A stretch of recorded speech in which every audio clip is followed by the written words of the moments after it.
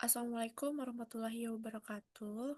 Perkenalkan, kami dari kelompok 6 dari 2KS3 ingin memaparkan materi tentang geopolitik dan juga geostrategi. Perkenalkan, eh, dari kelompok kami ada Diananda Salsabila, Devita Putramawati, Benakin Pujawijaya, dan juga Agri Eka Putra. Untuk materi geopolitik sendiri bisa disampaikan oleh Agri. Oke, untuk geopolitik itu sendiri adalah studi tentang bagaimana faktor-faktor geografis seperti lokasi, sumber daya alam, iklim, batas wilayah, dan topografi yang mempengaruhi kekuatan politik, hubungan antar negara, dan diplomasi. Geopolitik juga adalah sistem politik atau peraturan dalam wujud kebijaksanaan dan strategi nasional yang didorong oleh aspirasi geografik.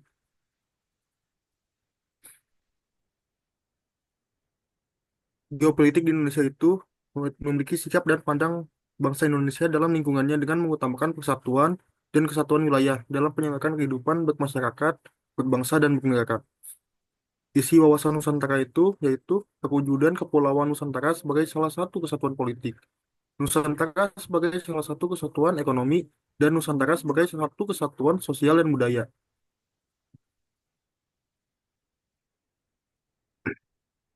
Geopolitik juga memiliki tujuan, yaitu tujuan keluar yang dapat kita lihat di Undang-Undang 1945. Lalu tujuan di dalam yang mewujudkan kesatuan segenap aspek kehidupan baik alamiah maupun nasional, yang memiliki fungsi pedoman, sebagai motivasi dan sebagai dorongan. Selanjutnya bisa dilanjut oleh Diananda.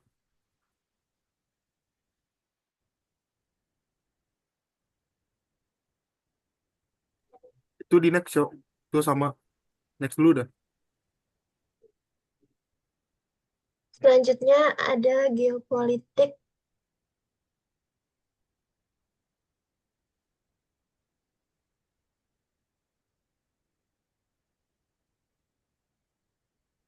Selanjutnya ada geostrategi. Geostrategi sendiri adalah strategi yang memanfaatkan faktor-faktor geografis suatu negara untuk mencapai tujuan politik dan nasional, baik dalam keadaan mau perang maupun damai. Geostrategi adalah penggunaan pemahaman tentang geografi dan interaksi dengan kekuatan politik dan ekonomi untuk membuat kebijakan dan strategi yang lebih efektif.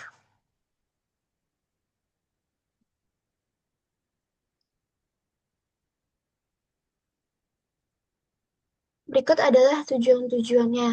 Yang pertama itu kedaulatan nasional yang utuh, yaitu menjaga keutuhan wilayah dan kemerdekaan dari ancaman luar dan dalam, memperkuat ideologi hukum dan pemerintahan agar tidak mudah dipengaruhi oleh asing. Yang kedua adalah pengaruh global yang lebih luas, di mana memperluas peran dan kepentingan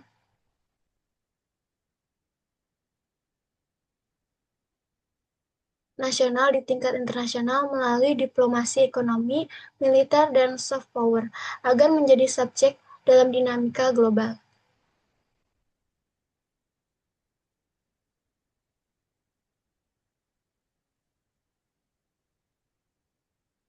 Yang ketiga adalah ketahanan nasional atau energi pangan pertahanan, yaitu energi mandiri dan aman dari ketergantungan asing. Untuk pangan, terjaminnya ketersediaan dan distribusi.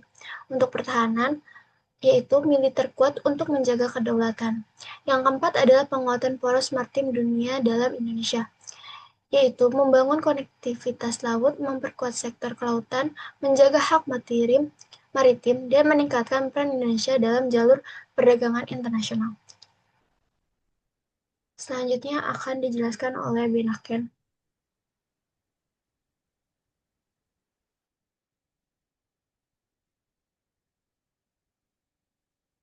Bina ada suaranya. Bena suaranya nggak ada.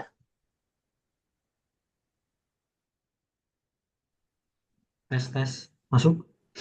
Udah, Strategi udah. yang akan dilakukan di Stop ya. geopolitik yang pertama itu diplomasi aktif kawasan ASEAN Indo-Pasifik. Lalu yang kedua itu penegakan hukum internasional di wilayah perbatasan. Untuk strategi yang akan dilakukan itu yang pertama pembangunan infrastruktur strategis.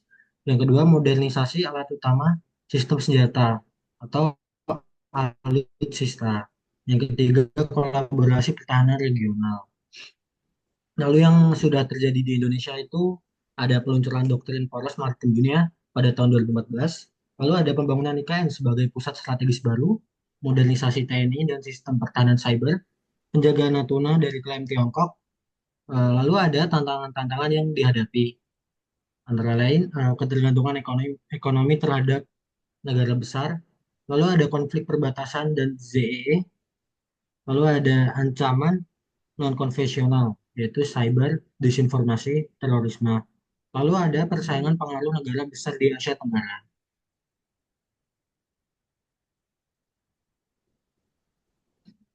Nah, lalu apa saja yang sudah kita lakukan itu? Yang pertama, itu mendukung kemandirian bangsa.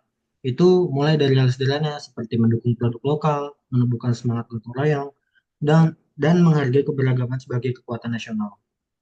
Lalu ada mencari informasi secara mandiri. Itu membaca berbagai sumber tentang posisi strategis Indonesia, seperti konflik Laut Cina Selatan dan kebijakan luar negeri. Itu dapat membantu memahami dampak geopolitik terhadap ekonomi dan keamanan sehari-hari.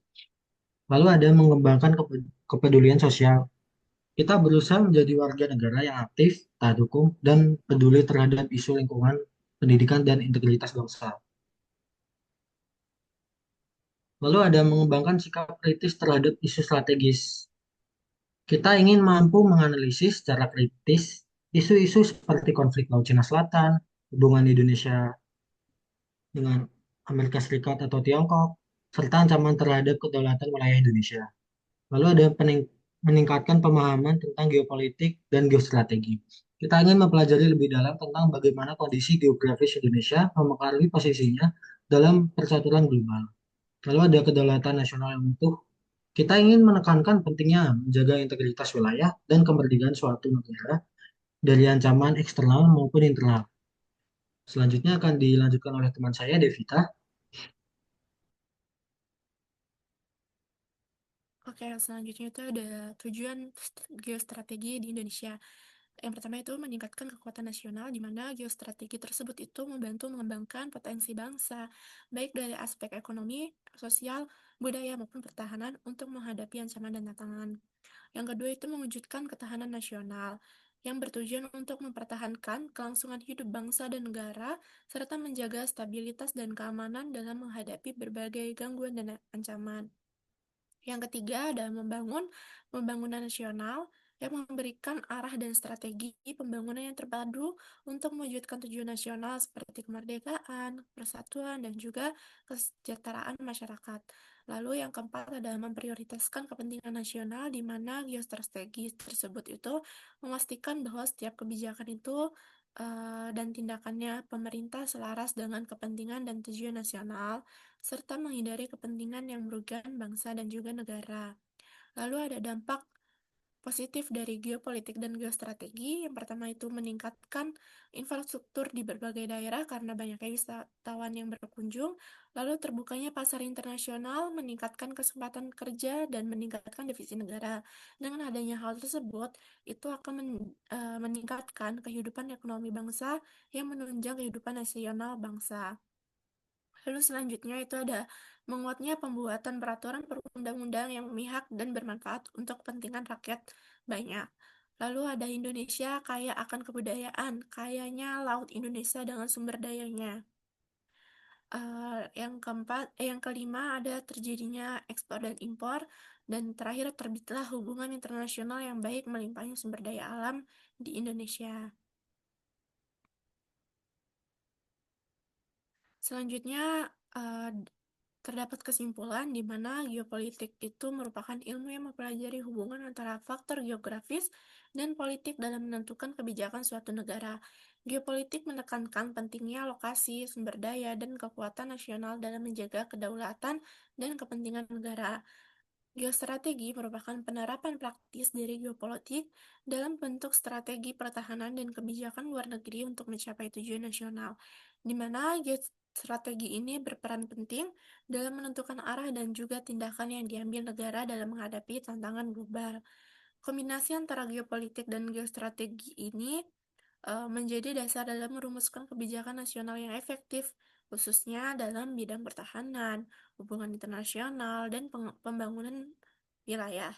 Dalam konteks di Indonesia, pemahaman terhadap geopolitik dan geostrategi ini sangat penting untuk menjaga keutuhan wilayah, memperkuat posisi regional, dan juga mewujudkan tujuan nasional berdasarkan nilai-nilai Pancasila. Cukup sekian presentasi dari kelompok kami. Kurang lebihnya mohon maaf. Wassalamualaikum warahmatullahi wabarakatuh.